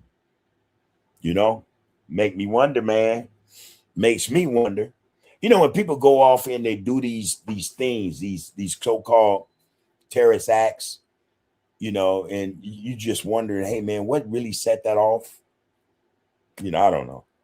Anyway, hey, look, Rocco Fu, you say, all right, bub, I got a movie for you. Pandemonium 2023. I'm about to watch it right now. Let me know Monday if you like it. Pandemonium. All right. All right, bro. All right, I'm in there. James said, man, this shit ain't nothing new. Everything you saying, I've been up on games since I was 15 years old or so. I used to look at these dudes like Jay-Z and Michael Jordan and Al Sharpton and Puff Daddy, all foul. Yeah, that's the old news, though. You ain't on the island. Trust to know that. You ain't on the island in that respect. Yeah. You know, again, it's certain individuals I never trusted from jump. And again, and I have to credit my mom for that, because again, she was a Panther. as well as an educator. You know what I mean? So we were abreast of shit, man, when a lot of our peers weren't. You know, we had better understanding of some things, you know. So yeah, that's all old news, bro. No doubt about that. No doubt about that. You know, you're going to say, man, it's just sad to me how our people just are learning this shit now. Pathetic. And again, I think there's that, you know, and then I think a lot of people, you know, they not necessarily forget, but they turn a blind eye, you know. You know, they don't say nothing. A lot of them might want to be that person. It's a whole lot to this shit, man. Whole lot. Raymond Skull, man, he said, salute to you, bub. Shout out to McKeens and Queens, you know, in the Royal Good congregation, man. Appreciate you, Raymond Skull, for sure, for sure.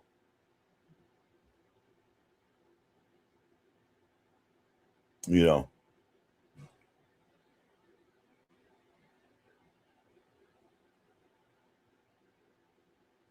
Yeah, so James say, man, bub, he say people love to just take things and run with it. You know, bub, I hate how people were defending Puff Daddy as if he's just another righteous black man being held under by the system. I digress. Okay. And then you go on to say, and I'm not trying to call on, I'm not trying to call no one out. I just hate how our people feel like they try to take down these big brothers in the industry when in matter of fact, they don't like nay one of us. All right. Yeah, man. I think, yeah, there was an issue with Puff back in the day, man. I never was a fan, but here's the thing. Here's the thing, man. I think about Puff. See, Puff only had his downfall. It only came as a result, I think, you know, this is my opinion, of him saying, hey, you know what, we got to do something. You know, and whether it's true or not, he wanted to start a political party. I think the fact of the matter is he said something he shouldn't have said that rubbed somebody the wrong way. And this is why we see the shit Puff did to come out of the woodwork. See, Puff ain't no different than, you know, Donald Trump and anybody else who got smut on him, who got dirt on him, held by somebody else. And until you don't do what we say or you piss us off, you know, that's when this shit have come out. I just think that's the way it works. And, you know, Puff is just one of many. You said that. I don't disagree. There's so many.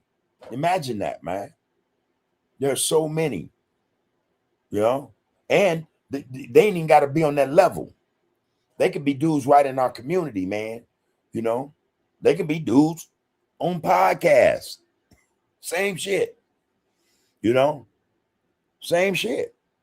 But we got to be able to see them when they first get started. Like, you know, a lot of you cats, you know, when I came home and started understanding this shit was up and running, a lot of cats like, oh, this dude full of shit right here.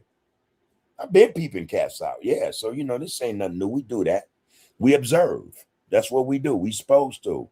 Appreciate you dropping that, man. And as a matter of fact, hope he said it in such a way that y'all pick that up and start, hey, man, yeah, maybe I ain't paying attention. Maybe I need to tighten my game in terms of watching who the hell, you know, I want to be about a, you know, cheer for, whatever the case may be. Ain't nothing wrong with that, man. Nothing at all. Sam Evans said, man, listen, all I see FBA doing online is bashing other blacks from the diaspora. I don't get it. So that's how we started this conversation. Well, we didn't start it per se in that respect. It evolved. It you know, went over, you know, it led to that. So I said just what you said, and I agree with you wholeheartedly. When I see FBA talking, they're being disparaging. They're being disrespectful. They're being inconsiderate. They're being divisive. So if you're not FBA and you want to be African American, Black American, Negro, color, melanated, you are going against the flow. And again, that seems to me that's that damn gatekeeper type shit. You know, either you do it our way, we ain't fucking, you know, come on, man. Wait a minute, what? Who are you to dictate? Why are you dictating with this new acronym? What the hell, man? And again, for me, most of these labels, you know, what we call ourselves or try to identify ourselves as, man, come from other people. Blacks don't do that. I mean, we only do it after it's been given to us to do. You know, blacks didn't come into slavery, you know, and first them, I'm a slave. No, that shit was beat into them. They thought, oh, I'm a slave. Master beating, you my slave, you a slave. I'm a slave. Negro, you's a Negro. I'm a Negro. You's a ninja. That one is worse than all the others, you know, but they all the same. You know, they all are labeling or identifying us as something someone else decided we should be called. So, come on, man. So, yeah, you see these FBAs, man. You see this stuff, you know. I use the term B1 because it makes sense to me, but that's not, I'm not, you know what I mean? I respect the connotation. I respect the meaning that could be applied to that. Black first. That's an ideology. That's a concept. You dig? This other shit that we see being pushed, this some cold shit, man. It goes beyond all that, you know. Yeah, I don't get it. I don't get why I don't know, man. Now I can't say black power, I'm black no more. I'm black and I'm proud, you know. I'm just black. I ain't got to say from that foundational nothing. I ain't got to say I'm American. I say I'm African. You know, I'm just saying, man, this shit is crazy and it's getting out of hand, man. Again, these is all Willie Lynch type get downs. You know, all this divide and conquer shit is all Willie Lynch, man. You know, that's what it is. And it's there for a reason. It's there to keep us separate. Man, they've done such a great job. And we've helped them. We've helped them. Think about that. We've helped them. Sam Evans said, man, all I see, okay, I just read that. All I see FBA doing online is bashing other blacks from the diaspora. I don't get it. Me either, bro. Chris said FBA, I think, is a black pride movement. Then if that's the case, black pride is black pride, then why is it then we're getting the impression that it's more than a black pride movement? What does that have to do if blacks, whether they identify as FBA or not, black American or not, Negro, ninja, African American, if they want reparations, if they know they deserve reparations, why would then they want to interfere with that if it's about black pride? If it's about black pride, sit your ass back, be the hell quiet, let these other brothers and sisters get their issue. Why would you interfere with that? What kind of pride is that? I don't know. Well, I don't know. There you go. James hit the nail on the head. A lot of our people respect people because they're rich or they're in the limelight, you know? They're very popular. They got some money, you know? So what they say is gold. What they say is the truth. They have influence, you know? And a lot of them who got that shit ain't jack, man, you know? Got a lot of issues. Yeah. Okay.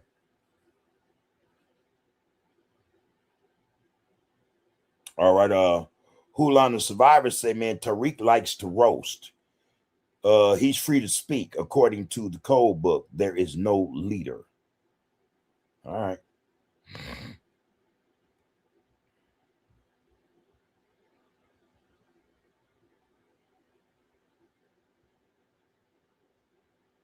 Yeah, that's what I say, man. Alonzo said, man, there is always leaders. That's what I say. I actually agree with that. You know, I actually agree with that. Ha ha! I see you up in there, Rakufu. I'm glad you went caught that thing. Rakufu say, man, look. All right, that's good look, bro. Alonzo again said, man, there's always leaders. It's a part of nature. All right. Here, James. I agree 100% with you and peace of you and yours. Okay. What it do, fat rat? Been waiting on you, man. Come drop that, man. Come drop them gems up in here, man. Peace right back to you, bro. All right, Rakufu said, nah, bub, man. The movie is trash. Don't watch it. Thank you. God, I would have to start cracking jokes Monday, man, about the movies, man. Appreciate it. Let's find something, though. Let's find something to look at, man. Alonzo said, man, peace to you, Rakufu, and yours. Alonzo said, man, I'll buy 2 of those t-shirts. Yeah. Maybe 6 in 3 different colors, you know? James, I hate soccer. Whack European BS. Yeah, man, I grew up playing soccer. In fact, our whole family were like athletes, you know, except for Mexican. He wasn't no damn athlete. Mexican ain't doing, you know, and our other brother Chris. 4 of us were athletes, 2 of us weren't. But yeah, man, soccer, tennis, swimming, baseball, football, basketball, you know. Only thing I probably didn't learn how to do was ice skate. And I ain't mad about that. You know what I mean? But yeah, bowling, everything, man. Everything, you know, we did most of it, you know. Tennis, all of it, you know. But I actually liked soccer back in the day as a kid, you know. We was in elementary playing soccer, you know. But yeah, shit. You know, we just grew up as athletes, man. So all sports, we did all sports. We did all sports, man. Which was a good look. James said, man, he hates soccer. Yeah, man. All right, Rakufu, you just throwing names of movies out there now, bro. And I told you that some series, I don't know about some series, man. My wife, she likes series. I'd give me a good movie. I'm cool. I don't need to be, you know, unless the series is just fire. It got to be fire, man, for me to watch it again, you know, episode after episode. And other than that, I'm not messing with it, you know. No, James say soccer fans are hella racist. I think soccer fans are hella violent. You know, they could be racist, but also they have a certain, when it comes to their club, that they are very vicious about their club. You know what I mean? You know, the Manhattan, Manchester, and all these, they go in, man. Yeah, they get it in. Now, in terms of races, I think more soccer players are racist from what I've seen on social media rather than the fans, because lots of the fans love black soccer players. You know, that's not to say fans aren't racist also. But then I think that racism would only come out if that fan was not a fan of that black person. You know what I mean? What's that guy? I Run Fast or something like that, man. You got people loving, blowing up on social media. Then you got those that hate him, you know, fans. So, you know, I don't know, man. You might be right. You may be right. Rakufu said, man, we have always been African from the first slave ship to now to forever. It's just a waste of time trying to be everything but who we are, the descendants of those enslaved Africans. And again, so when I express that in terms of geographically where we come from, I understand that geographically, the Africa is just a geographical name. It is not a designation or the identity of an individual's lineage, his heritage, or tribe, whatever that is that he come from. It's just that they came off that continent of Africa. We tend to misuse that. It's a misnomer. We call ourselves African American, you know, but really we aren't. We come from, yeah, the continent, but we come from a certain tribe of people. You know, they had a name. You know, they had a name, man. You know what I mean? The Sans or whoever, you know, the Dolaf or Bolaf or whatever. They different names, you know what I mean? Of tribes and locations on the continent. That's what we're supposed to be in. That is what we're supposed to have knowledge of, you know? That tribal name, that lineage name, man, that bloodline that had that name. That's, you know, that's what I'm talking about. Africa's just the geographical location, just like North America. You know, we're no more African Americans than we are North Americans. But I get it. I get it. You know, I get it. It explains where we came from originally. So I get it.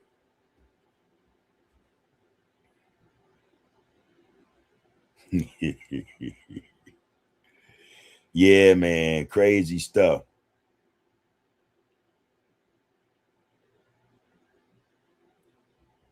Rakufu said, man, we must remember Malcolm X was a pimp too at one time. Was he?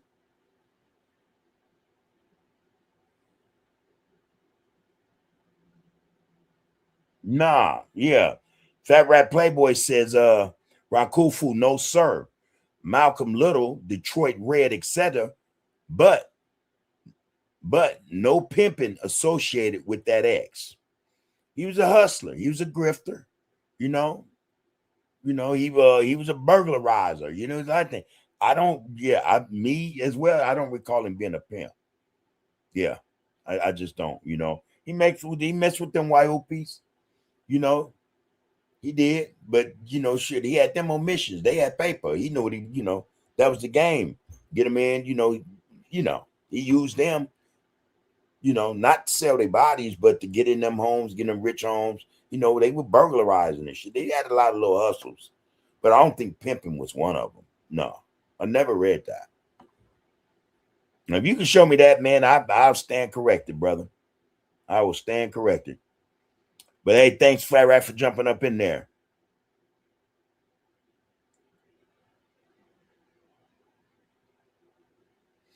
Lonzo said, man, Malcolm lived on the same street as my kids. All right. As my kid's mother in Boston, I was in Wapole. I think that's Wapole, the same pen he was at. I'm very familiar with Malcolm. All right, Henry Sedello, man, how's your brother? Grand Rising, loved one, peace and prosperity. You and the family, welcome, welcome, welcome. All right, you say peace and blessings, OG Bub, man. One love to the chat. There you go. All right, Dirty Red Tyler, what you got for us? What do you have for us? Make sure I get that, man, because that look like that's a long one. I want to get it right, though. You say, I hope this is connected. Tariq Nasheed became truly his documentary. He made Hidden Colors 1-6 and the Haitian Rebellion, some real video you check out. All right, let me go to the second part. All right. The movement was started about reparations because we have no wealth and we are about to become a permanent underclass, so that why reparations is a must. So that's why reparations is a must. ADOS advocacy YouTube page, you can learn it all. All right. Appreciate that. That's a gem for y'all. So if you guys see fit, go check out ADOS on YouTube. ADOS advocacy on YouTube page. Appreciate that, Dirty Red. Yep. I'm going there and look at that, man. Fat Rat Playboy say Rakufu, then you should understand his transition into that X negated all former street activity. All right.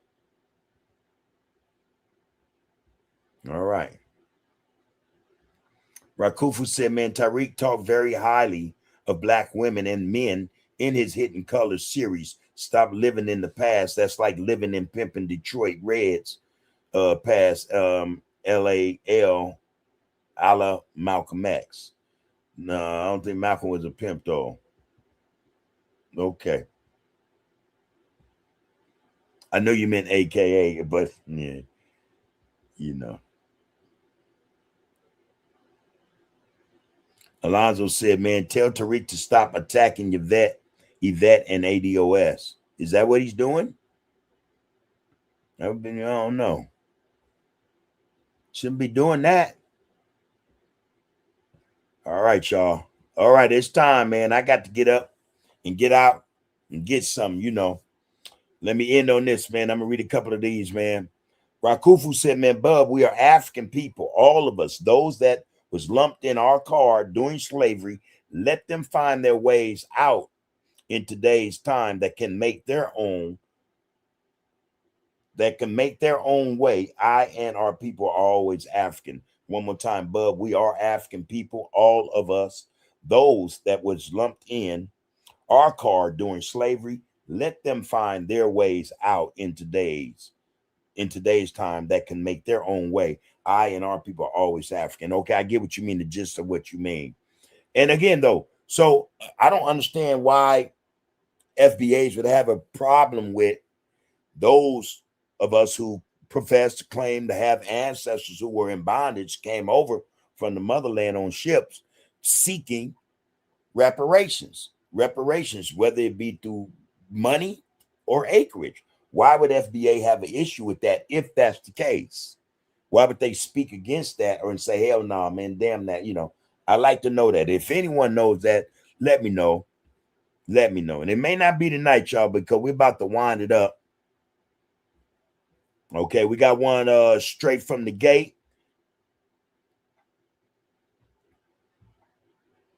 Straight from the gate. Okay, he asked me if I know Baby Papa. Yeah. All right. And what's that? Sasalo? No, I don't know that individual right there, bro. But anyway, man, yeah.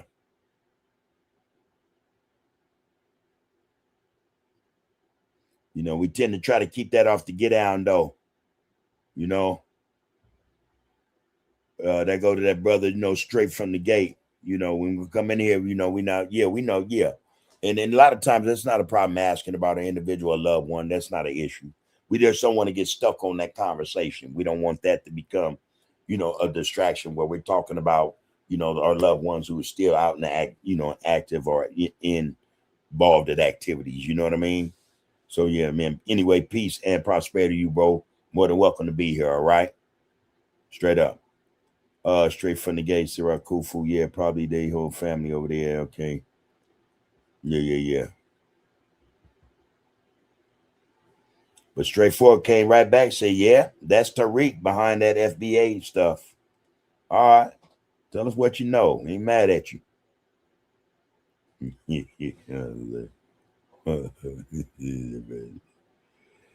Fat Rat said, man, listen, Fat Rat Playboy said, man, when THMEM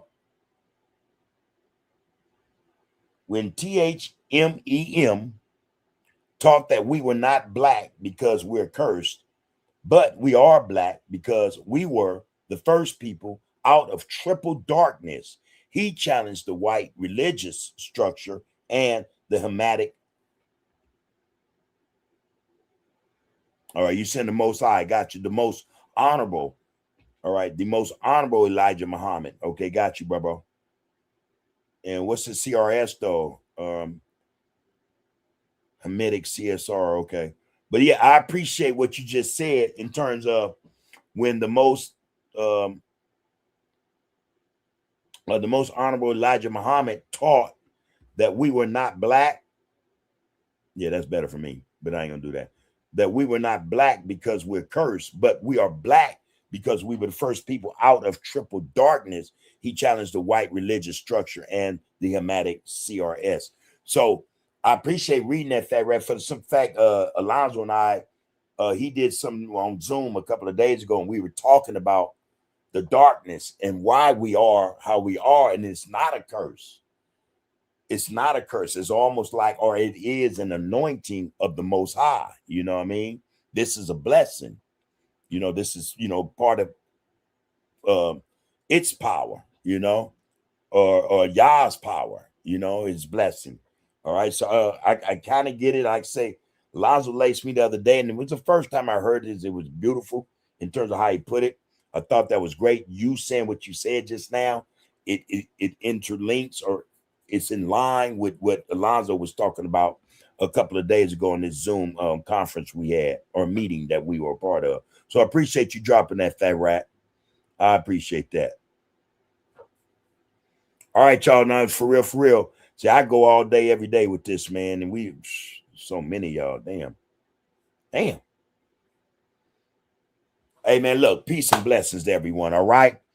In Grand Rising, AC1 Awaken. We haven't seen you tonight. Grand Rising over there. I know where you are in Australia. It's just now daytime over there. You just now probably getting up. Have a peaceful and productive as well as prosperous day over there in Australia, our queen. That goes for all the other sisters in this Get Out, man. Hey, Kimberly Mitchell, we love you. We believe, we trust that everything is everything, and you are well as well. It goes on to all our sisters. Soldiers Niece, I saw you calling me. You know, I'm doing this thizzle. Appreciate you calling. I'm gonna hit you and ask you about what you mean by that. All right. To the rest of us, the RGC and those who are just in here hanging out with us. Hey, listen, love yourself, man. Love yourself so that we can love others. That's the only way we're gonna get there. All right. Take care of yourself so that when the time comes, you'll know how to take care of someone else who may need your support. All this shit is relevant. Trust me. It's all relevant. If brothers and sisters in today's world love themselves for real, love themselves, we wouldn't see a lot of what we see brothers and sisters doing that is against all of us. All right. As well as themselves. They just don't see that because they get in the bag and they think that's going to make it all right. It doesn't. All right. That being said, hey, power is in the people. Power is in the people, man. And power is in the melanated people, period, point blank. We have the God gene, man. Let's start exercising it. You know, let's let it do what it's supposed to do. All right. It's time. That being said, you have been, and you will be under the groove. Again, power is in the people, man. Be one, love yourselves and love one another. Catch y'all Monday, man. Have a safe Saturday and Sunday. Peace. Count the names, count the bodies, count the victory. Cullen Hughes, Hearst, and writing future history. From the Apollo to the borough to the sphere. Where the echo of those Harlem nights still ringing clear. So when they ask what happened in those tenement flats, between the spirituals and where consciousness is at, tell them we transform suffering to scholarship and song. Tell them we've been telling you we're brilliant all along. The Renaissance will prologue every decade since the sequel. Every black child born's continuation of the people who survived the Middle Passage, survived the Jim Crow laws, and built magnificence from nothing but their vision and their flaws. That's in the sergeant. This is once a less than had this and recitations. Please don't you, I can't stop us. Power sensitive budget, the applause for polls. Need your data, tropes, and counsel, any problem when the wet just wanna build the season big. Now don't get the pause. It's just the raising up the cons. Plead the markets off the main. Make it honor fans. Turn the neck and love the durn. Suffer like a kesha. You were wrong to preaching up on side is each a lun, bitch on the shit and untru seeing vets. Someone the very inch on Gary Land. Be hell in heaven, you see what the Bonavir. You wait talking for the marker, rate to keep him for the club and saw the boards to the Sanger land is carried open, slowly keep us looking on my mother, break it generous, he more than he and let the peasant be, is every time we keep a spawn.